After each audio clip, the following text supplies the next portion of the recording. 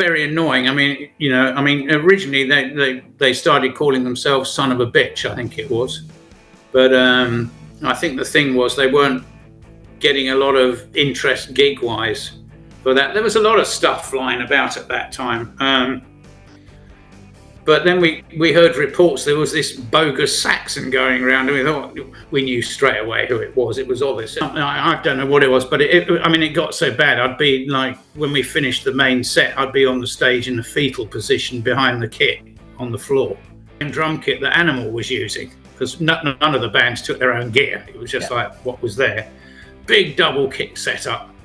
Animal pushed the whole lot over when they finished, and it was like, oh my God, we've got it. So it was like I had about 2 minutes to get stuff up. Everyone was grabbing cymbal stands, just putting them somewhere. The 3 guys from OZZY's band were there, but OZZY wasn't. So we did our sound check, and their gear was all set up, and suddenly this phone call came through from London. It was OZZY, and he said, I'm not coming. Nice guys. I got on great actually with NIKKI SIXX. You hardly ever saw Mick Mars.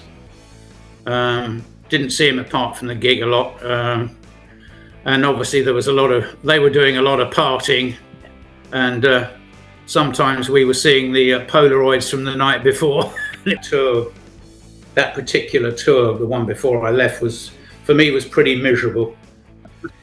So yeah, I want to start kind of near the beginning then, and speak to you about Toya, because obviously she and the band you were in had huge hits. I mean, the album Anthem was massive. There's songs like It's a Mystery and I Want to Be Free and Thunder in the Mountains, and that track in particular, you co-wrote that one, didn't you? And I heard a wonderful story one time you said about how you wrote it when you took a synthesizer to a hotel room and a bottle of brandy and away you went. Yeah, it was me and Adrian Lee. We were on the Anthem tour actually.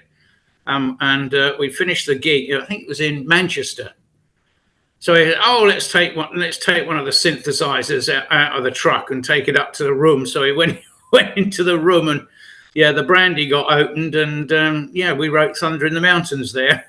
Incredible. We didn't feel too good in the morning, but never mind. A huge hit it was for the band as well, wasn't it? I mean, what was it like working with Toya at that time? Because it was an interesting band, because it kind of came from the punk movement, didn't it? And then it kind of moved into the new wave and pop in a way as well. So what was it like with the audiences at that time? The first tour we did, after we did It's a Mystery, we toured like universities, and that was like, it was full of punks. And it was all the gobbling, Missiles, and it was then I sort of thanked my lucky stars I was the drummer, because I was a bit further back. But I mean, the other guys in Toya just got covered in this stuff. It's disgusting, really. But I could see one hurtling towards me, and I kind of willed it down, and it didn't get that way, And then after It's a Mystery hit in the charts, the audience changed. There were less punks. Obviously, there were still a few, but I always remember we played this. Where was it? Dunstable Civic Hall, and there was a guy in there, and he had this bright blue Mohican. Right, and we were doing this gig, and I saw this guy at the back, and he was walking across people.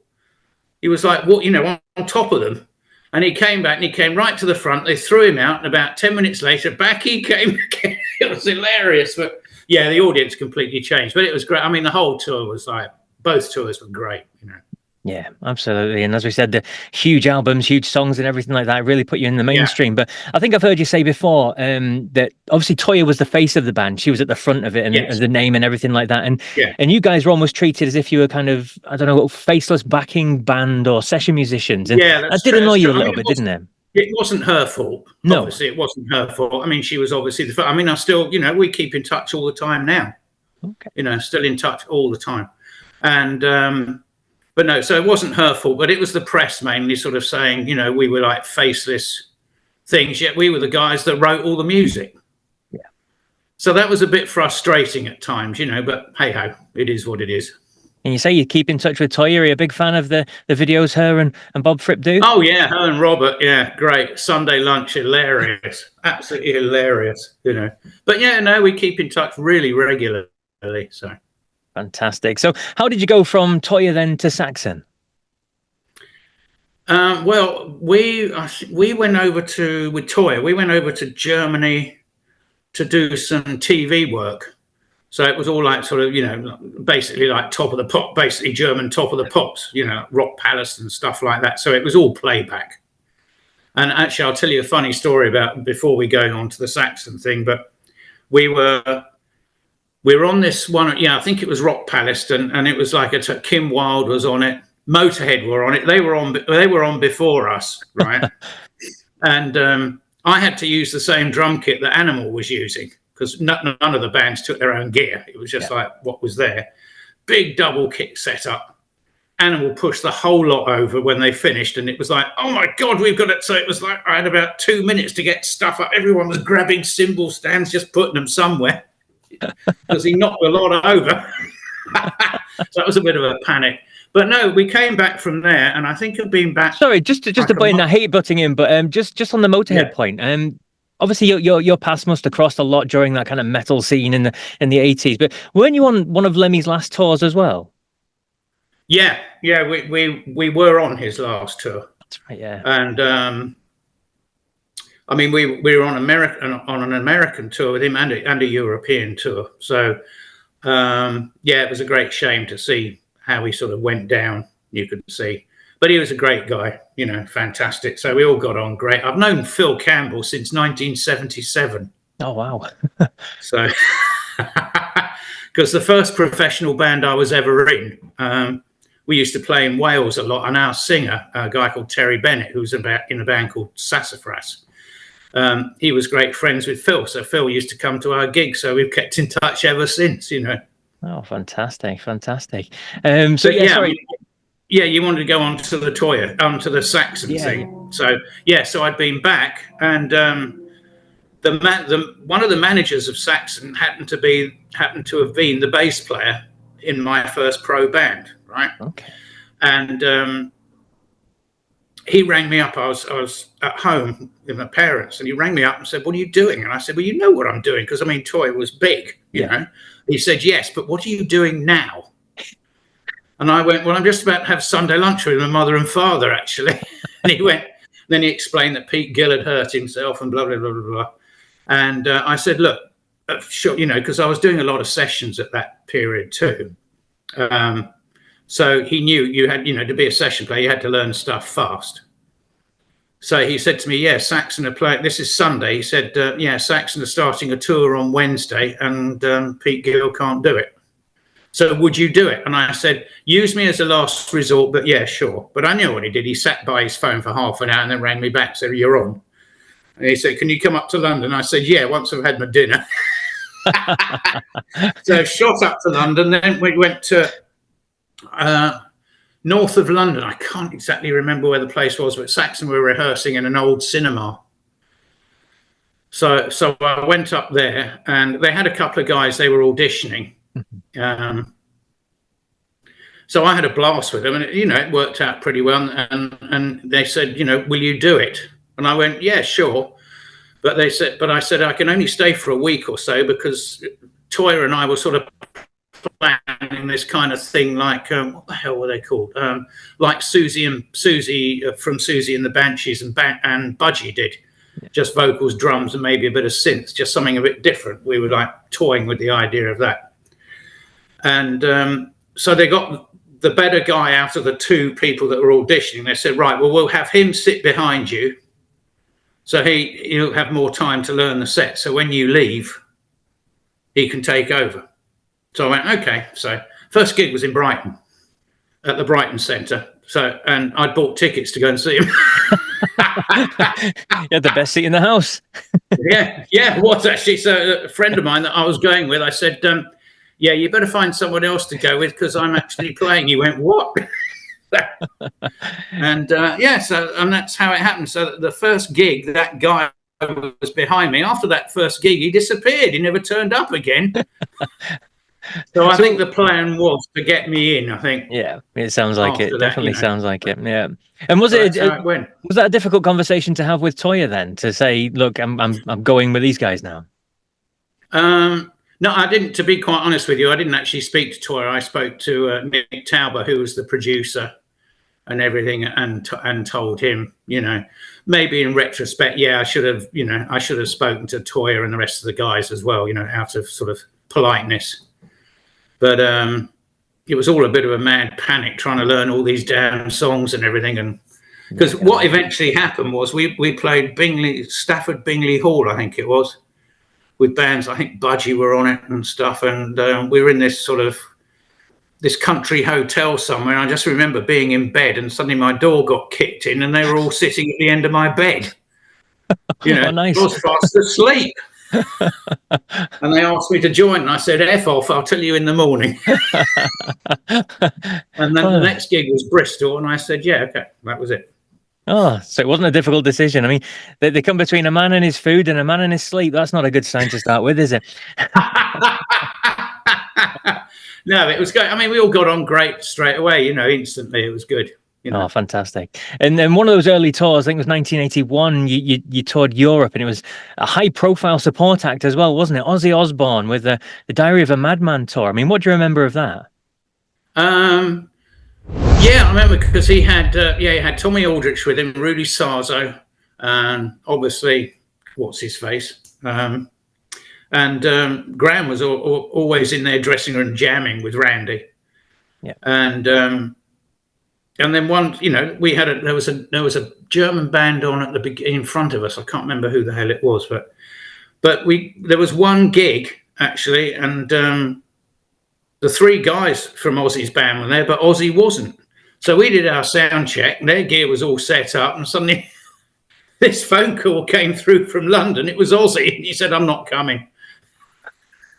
So they had to take all their gear off, and that was it, you know. But obviously, I mean, he'd broken big in the US, and I don't think he liked being a support band, you know. So, hey ho.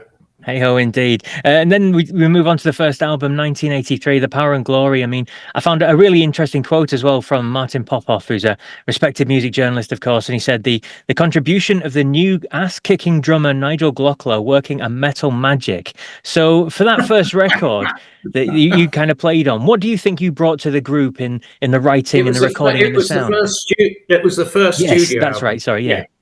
I don't know. I mean, I've said this before. It was I sort of felt I had something to prove because obviously Pete Gill had a lot of fans, you know. So I thought, well, this is important that I prove myself. So, I mean, we were rehearsing and writing between every tour in '82. As soon as we got a week off, it was like straight in somewhere, writing, rehearsing, and everything. And I'm sort of quite pleased that Martin thinks that actually, you know, I'm quite sort of. Yeah. No, I mean, the whole vibe of the thing was great. I was really enjoying it because it was a whole group thing. We had a great, you know, Jeff Glixman was great to work with. It was my first time in America. Mm-hmm.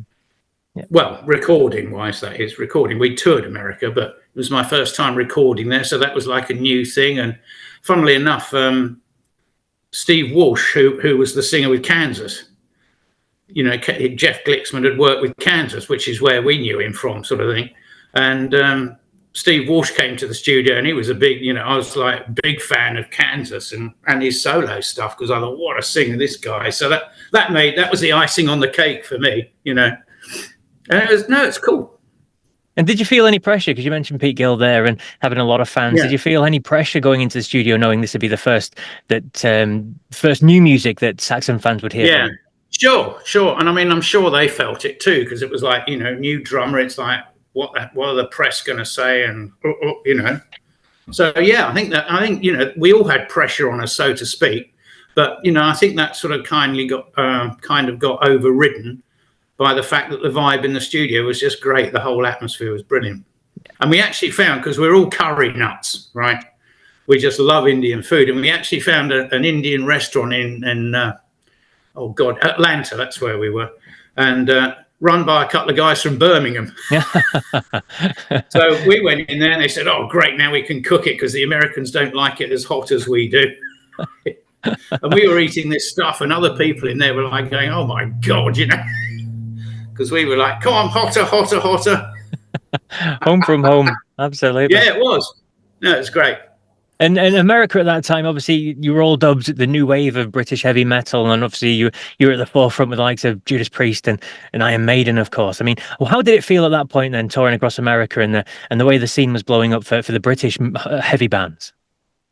Well, I mean, don't forget. I mean, Saxon toured America before I joined. They did a tour with. I think with. I think it was was it called the Black and Blue tour, which was I think Sabbath and Blue Oyster Cult. They did that part of that tour. They also toured with Rush, which really peed me off because I would have loved to have done that. So that was the main time when that was blowing up. I mean, the first tour I did, we were supporting Molly Hatchet, which was a bit of a weird mixture. Yeah. But it was my first time in America. It's like, wow, I was just, my eyes were wide open everywhere with what was going on over here, just not just musically, everything, And then we did shows with Rainbow. We were jumping from tour to tour. We did Rainbow for a few shows, Triumph, Cheap Trick.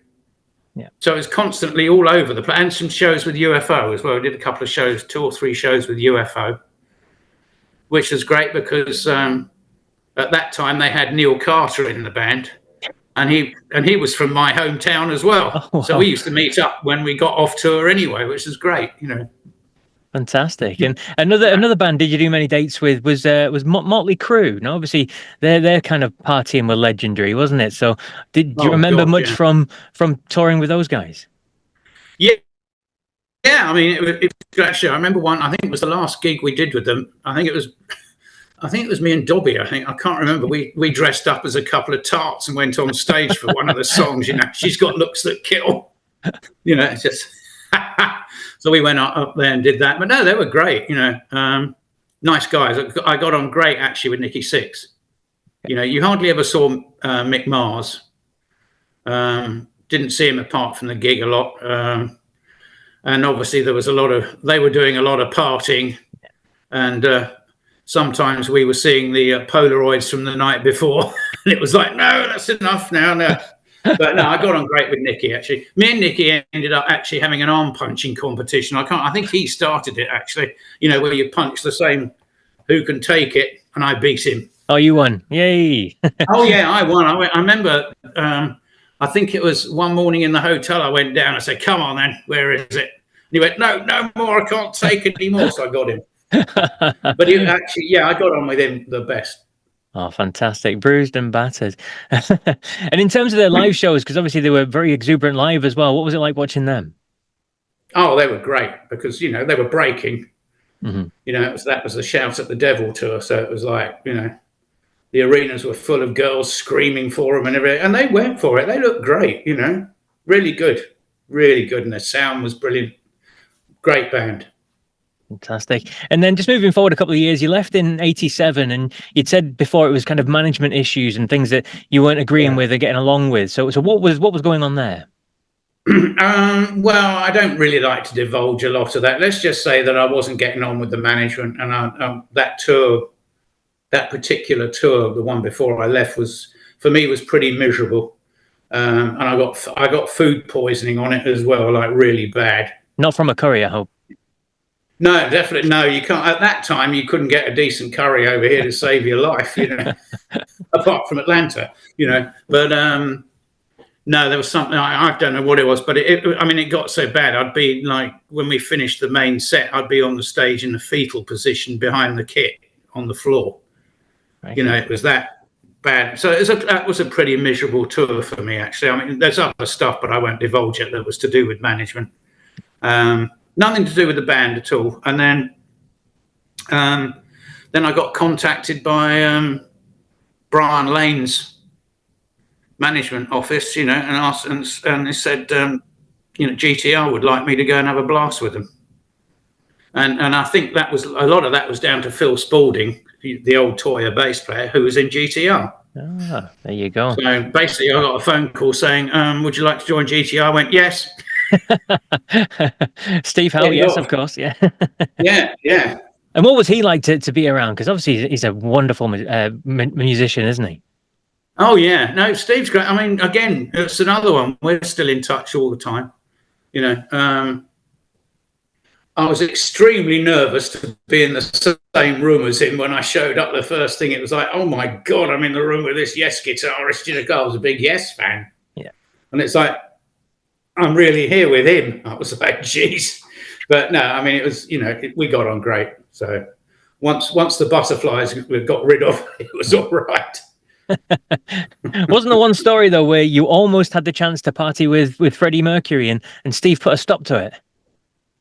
Yeah, that was really, you know, frustrating because again, I was a big Queen fan, you know, and Freddie was in. I think we were in Nomis, I think, or not Nomis. Oh God, I can't remember the bloody name of the rehearsal place in London. We were in there doing demos actually in the little studio they had. And Freddie had heard we were there, and he was down the road in the studio recording. And he sent his driver up to pick us up, take us back to the studio for a party or whatever. And I was like, oh, yeah. And Steve went, no, we've got work to do here. We're on it, you know. And I was like, damn. So, never, I can picture the scene with you grabbing your coat and everything and then having to put it back on the hook. Oh, yeah. I was like, come on then. Oh, what a shame. Unfortunately, the record that you were working on, it never actually came out, did it? Again, was it management politics and things like that in the background?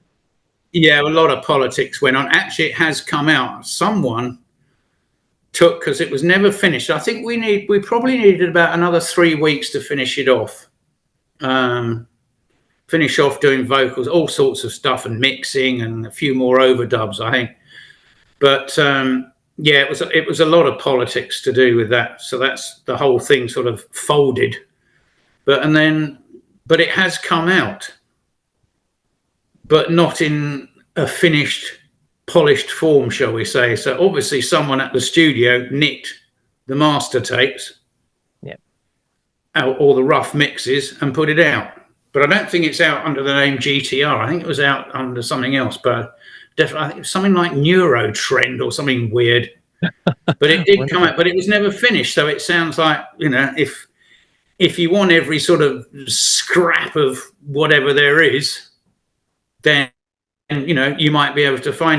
Yeah. But the very interesting thing was me, Steve and Phil had a jam in the studio one day.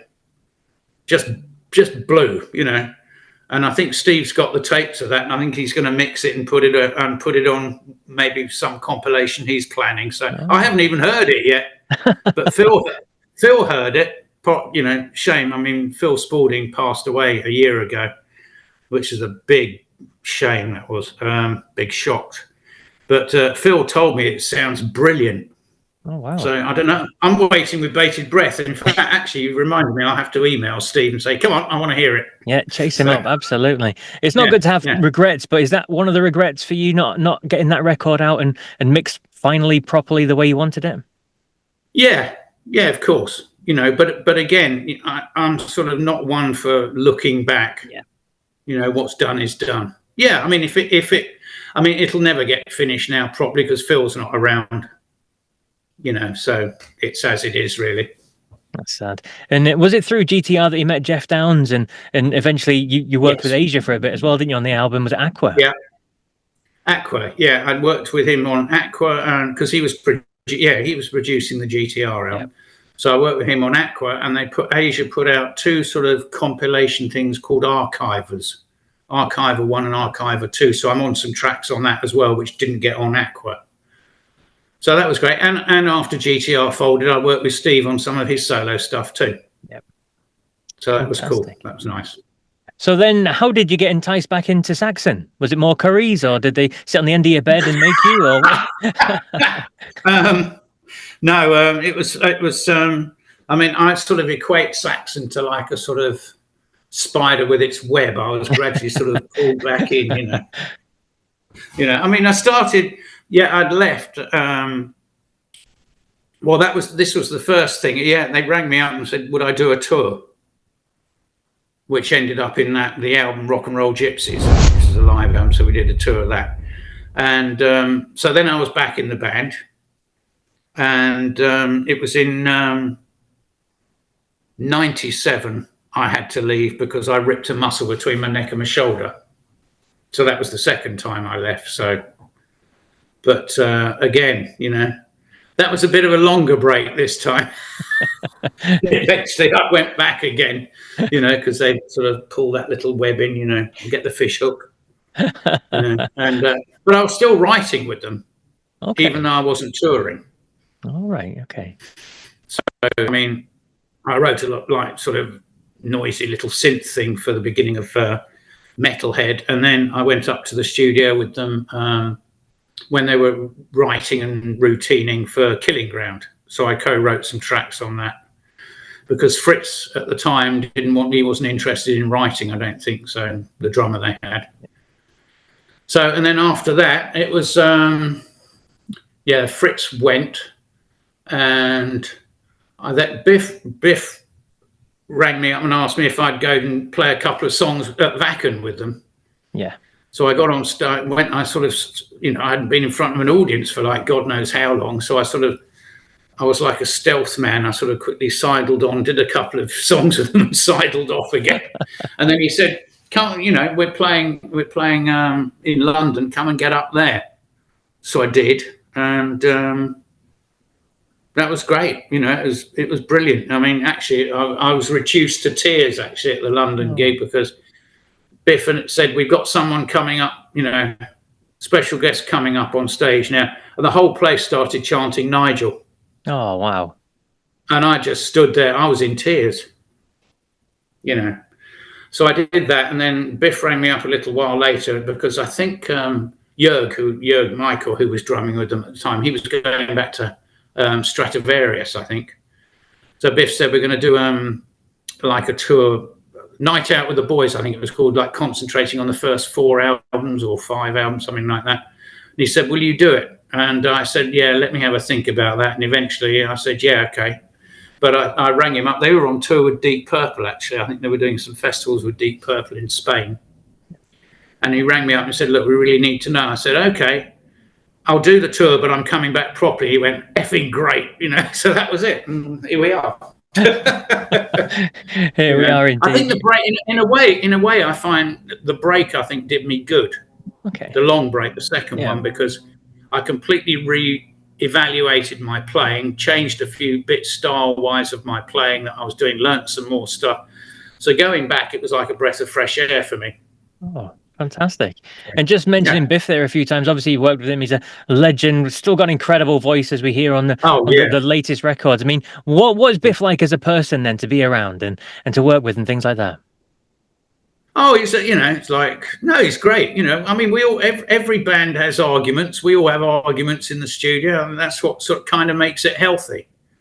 You know, if you're a bunch of yes men, it would be like, you know, but we're all there. So we can have arguments, and the next minute we're getting pissed and I love you, man, and all this stuff. So, yeah, no, it's great. It's cool. And I find his voice actually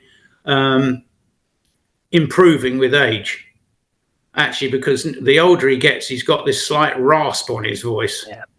Yeah, which is great. But I mean, his range, he's hitting all the high notes, and so he's great. Yeah, fantastic. And you mentioned Wacken and playing in Spain and things like that. I mean, Europe has always been absolutely in love with Saxon, haven't they? Even when I don't know, America, the music scene changed in the 90s, didn't it? And sales kind of fell a bit. But in Europe, you've always had a huge following and always had really high charting records and things like that. Yeah, I mean, the one country that really supported us, and they seem to be very loyal to all their bands, is Germany. Yeah, you know, they're very loyal fans over there. So that was the one place we knew, you know, when Saxon had a downturn, when the grunge thing happened and everything, that was one place we could go. And we knew, you know, they'd be there. So whereas, you know, some of the shows in England, we had to sort of drop down sort of capacity wise. But we kept doing it. We did, I remember one tour we did, I think we played 60 shows in the UK. Oh, wow. We went to places that hadn't had bands for years, you know, and we were playing some of these lovely small theatres. I mean, they were great. They had never been played before, you know, and it was brilliant. I mean, it was hard work, but it was great. So that kind of kept us going as well, you know. And one just little oddity to ask you about as well. I think it was the end of the century, start of the century, when Graham Oliver and Steve Dawson decided to trademark the name Saxon, and it got a bit messy and went to court. And thankfully, Biff and the boys, the rest of you, retained the name to Saxon. I mean, what was your thoughts surrounding all that? I mean, it got very annoying. I mean, originally they started calling themselves Son of a Bitch, I think it was.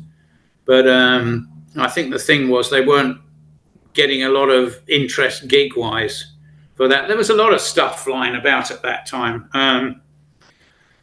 But then we heard reports there was this bogus Saxon going around, and we thought we knew straight away who it was. It was obvious. I mean, we had, apparently, people were turning up at gigs in places like Belgium and stuff. I think it was Belgium, thinking it was us, and it wasn't.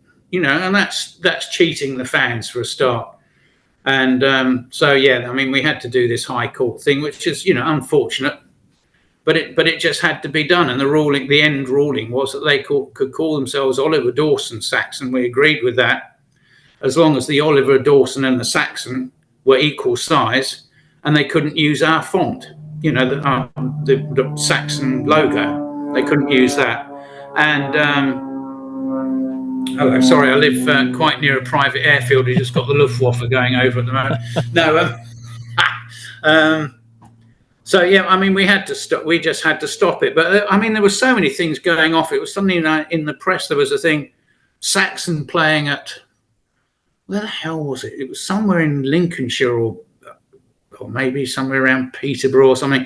It was some biker festival, and it said Saxon the early days featuring so-and-so, Nigel Glockler. And I was like, what the hell was this? I'm getting dragged in, yeah. So I rang the promoter up and I said, no, it's not me, mate. So I think he cancelled the whole thing. Whoever instigated that, I don't know. But, they went out again. I think Graham's going out as Graham Oliver's Army now, I think. So, because I think Steve Dawson's retired, I think. So, but hey-ho.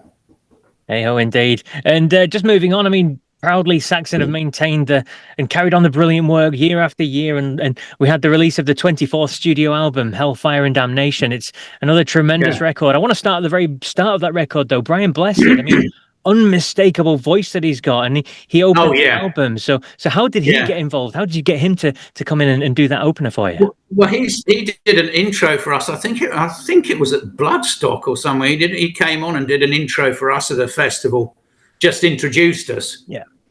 And that was great, So no, we sort of kind of kept in touch with him and everything, and he was up for it, so just go for it. Is he a fan of the band? Oh yeah, I think he is. Yeah, I think so. Brian loves his rock. We like that. And again, it's been another successful release. It came out, was it last month? I think it was. And top 20 in the UK. It was top 5 across Europe. Again, we're talking Austria, Germany, Switzerland, Sweden, all these sorts of countries. It must be amazing for you, all these years on, all these albums on, to see that the records are still loved so much, and the demand is still there for you. Yeah. Oh yeah. It's great. It's quite sort of... it's quite humbling to see it, actually, but it's sort of, we're sort of really pleased. And, I'll say now, thank you to all the fans for buying it and everything. And, we're going on tour soon. So you'll be hearing some of the new tracks live. And, but yeah, we sort of doing the last album. Well, every album, every album's got its certain sort of memories. But doing this one, the vibe was great. It was, with Brian joining and everything, so the whole vibe was great, and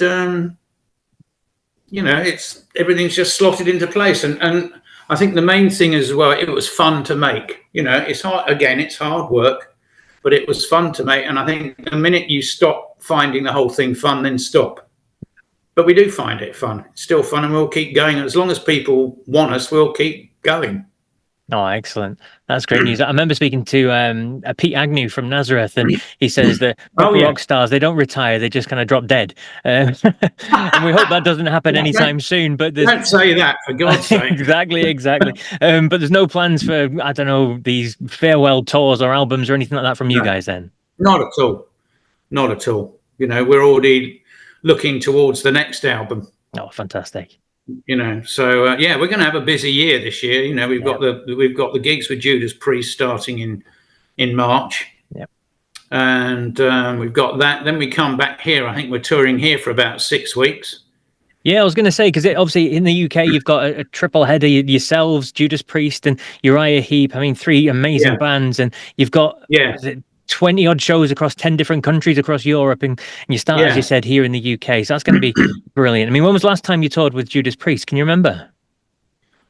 Actually, it wasn't that long ago. It was, oh God, we did a tour of the US with them. Okay. It was us, the US, and oh God, what are they called? Scott Gorham's band. Oh, Thin Lizzy? No, not Thin Lizzy. The other. Oh God, what are they bloody called? Brains fried at the moment. Black Star Riders, is it? That's it, Black Star. Well done. Yeah, that's it. So they were opening. We were in the middle, and Priest were on. That was a brilliant tour. That was great. That was about 5 years ago, something like that, I think. Oh, good stuff. But yeah, that was a great tour. No, I mean we're good friends with the Priests and the Heaps. We've done shows with the Heaps as well. And in fact, the American tour is a co-headline with Uriah Heep. Yeah. Yeah, fantastic. So and again, in areas we're stronger, we'll headline. In areas they're stronger, they'll headline. Yeah. But both bands will be playing the same length, and we haven't got any openers either. So it's just purely an evening. As far as I know, it's purely an evening with Saxon and Uriah Heep. And then after that tour finishes, then we're into festival season. busy. I like to hear it. God almighty, yeah. Make sure that shoulder's strapped up, yeah. Oh, no, that shoulder's fine now. Yeah, that's all cool. Fantastic stuff. And just one last question I ask everybody. It's just to put you on the spot. What's your favourite song from Saxon then, from your time in the band? And the only caveat is you can't choose something from the most recent album, because everyone would do it. You bastard, I was going to do that. Oh God! I mean, each album's got its own sort of thing. I mean, I've got favourite songs on each album. Really, I haven't got a total favourite. If you had to send one to space to show the aliens what Saxon are all about, what would that one be? This Town Rocks. There we go. And why that one? Why that one? Because it's mad. I mean, and it sums us up. I think it's like there's some fast double kick drum in it. So that's the sort of speed metal bit of it, and then it sort of slows down to halftime, and the whole lyrics about going to a gig and having fun, and this town's like mad for it and everything. I think that sort of sums us up, really.